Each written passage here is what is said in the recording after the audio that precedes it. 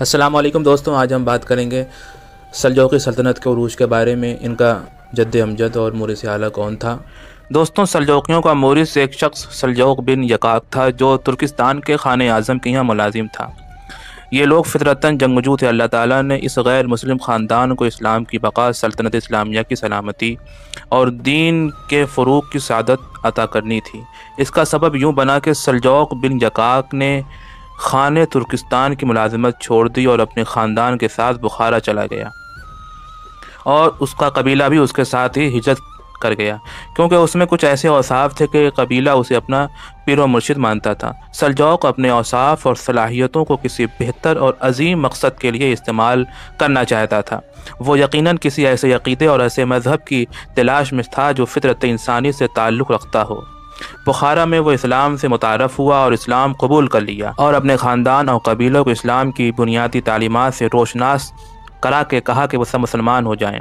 اس کے حکم پر پورا قبیلہ مسلمان ہو گیا، اس لیے اس کی نسل کو سلجوقی یا آل سلجوق یا سلاجقہ کہا جاتا ہے۔ سلجوقی سلطنت 11ویں صدی سے 14ویں صدی عیسوی کے درمیان مشرق وسطیٰ اور وسط ایشیا میں قائم ایک مسلم بادشاہت تھی جو نسلاً اوغوز ترک تھے۔ مسلم تاریخ میں اسے بہت اہمیت حاصل ہے، کیونکہ یہ دولت عباسیہ کے خاتمے کے بعد عالم اسلام کو ایک مرکز پر جمع کرنے والی سلطنت تھی۔ اس کی سرحدیں ایک جانب چین سے لے کر بحیرہ متوسط اور دوسری جانب اردن کے ساتھ خوارزم و بخارا تک پھیلی ہوئی تھی۔ تغرل بیگ سلجوقی سلطنت کی بنیاد تغرل بیگ نے رکھی۔ تغرل بیگ سلجوق کا پوتا تھا۔ تغرل بیگ بڑی طاقتور شخصیت کا مالک تھا، بڑا ذہین، بہادر، دیندار، نیک اور انصاف پرور تھا۔ اس کا بھائی چغری بیگ تھا، جس کی زیر قیادت سلجوقیوں نے غزنوی سلطنت سے علیحدگی اختیار کرنے کی کوشش کی۔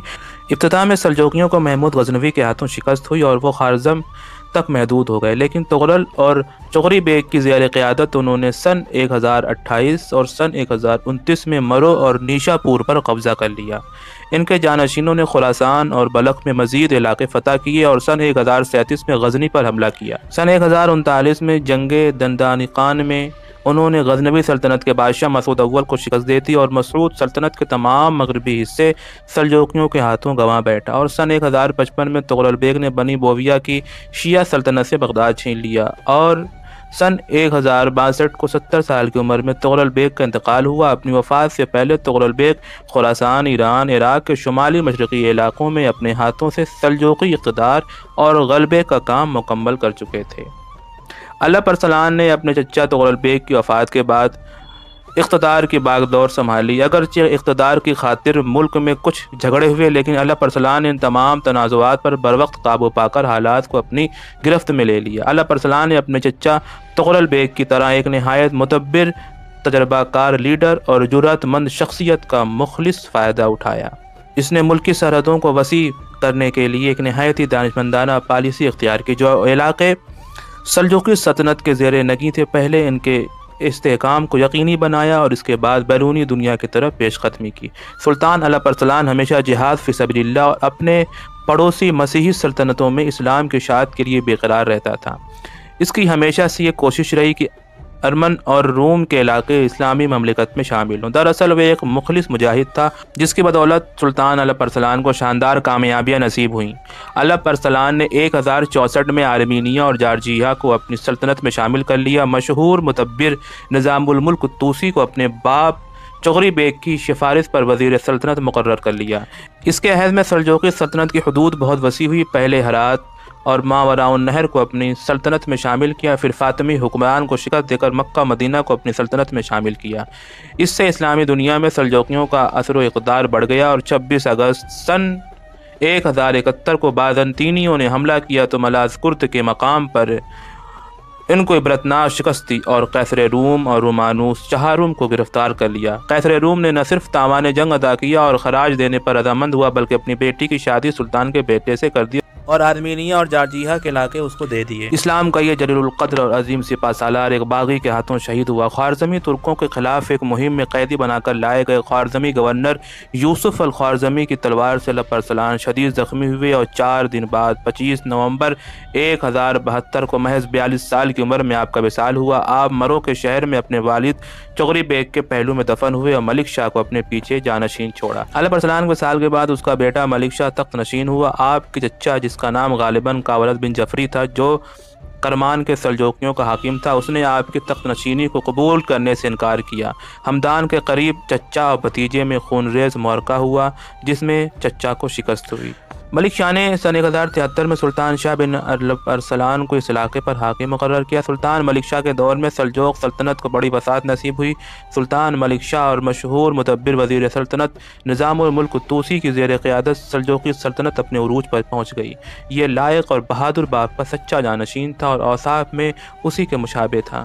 اس کا عہد سیاسی عروج، علمی ترقی اور دینی عظمت کے لحاظ سے بہت اہم تھا۔ اس کے عہد میں ہر جگہ فارق البالی اور امن و عافیت تھی۔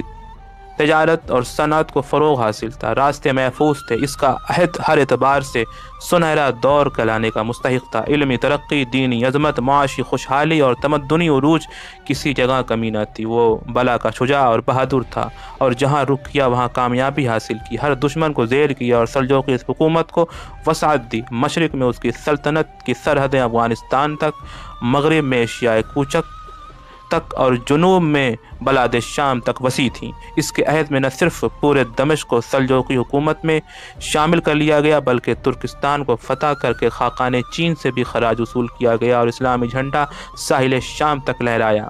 ملک شاہ نے دارالحکومت رے سے اصفہان منتقل کیا۔ اسی دوران نظام الملک طوسی نے بغداد میں جامعہ نظامیہ قائم کیا۔ ملک شاہ کے دور میں حکمرانی کو سلجوقیوں کا سنہرا دور کہا جاتا ہے۔ سن 1087 میں عباسی خلیفہ نے ملک شاہ کو سلطان مشرق و مغرب کا خطاب دیا۔ ملک شاہ کے دور میں ہی ایران میں حسن بن صبا نے زور پکڑا، جس کے فدائیوں نے کئی معروف شخصیات کو موت کے گھاٹ اتارا۔ سن 1092 میں ملک شاہ اول کی وفات کے بعد اس کے بھائیوں اور 4 بیٹوں کے درمیان اختلافات کے باعث سلطنت تقسیم ہو گئی۔